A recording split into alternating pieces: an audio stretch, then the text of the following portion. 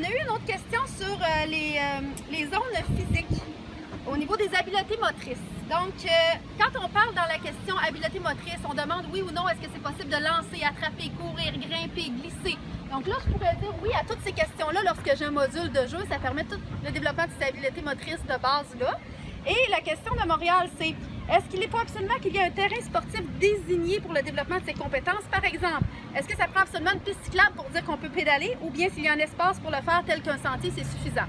Par exemple, dans le parc ici, si c'était tout du gazon au sol, je dirais que c'est pas possible de pédaler. Mais comme on a de la garnotte, de la poussière de pierre, je peux emmener mon garçon ici qui n'est pas très à l'aise sur la trottinette ou le vélo puis le faire pratiquer puis il n'y aura pas d'automobiliste comme obstacle. Donc oui, on pourrait dire ici c'est possible de pédaler, ça fait le tour du module, c'est assez pour s'amuser pour un tour. Quand on parle de zone physique, Benoît va nous expliquer aussi qu'est-ce qu'on peut faire avec un terrain vacant.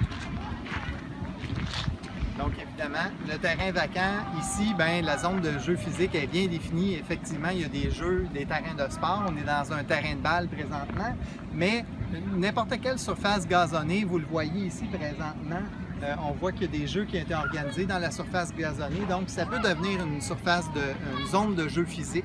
Il faut le voir comme ça. Des fois, dans les petits parcs, ils vont aménager seulement qu'une tubulure en guise de but de soccer. Il peut y avoir plein d'autres éléments de ce genre-là. Des plaines de jeux gazonnés. Oui, des poteaux pour mettre un filet de volleyball ou des trucs comme ça. Donc, ça devient une zone de jeu physique. Les enfants peuvent y grimper, courir et faire plein d'activités. Aussi, on a une question par rapport à la zone pour nager. Est-ce qu'on peut considérer le fleuve comme une zone pour nager ou il faut que ce soit une piscine ou une plage ou des jeux d'eau? Oui, en effet, il faut que ce soit un équipement qui est aménagé pour la baignade et non un point d'eau comme une rivière sans surveillance. Effectivement. Donc, si le fleuve est là pour se baigner, il devrait y avoir une zone délimitée avec des chaises de surveillance sauveteur pour être capable de faire la surveillance. Puis, il y a des normes à respecter par rapport à la Régie du bâtiment du Québec par rapport à ces zones-là.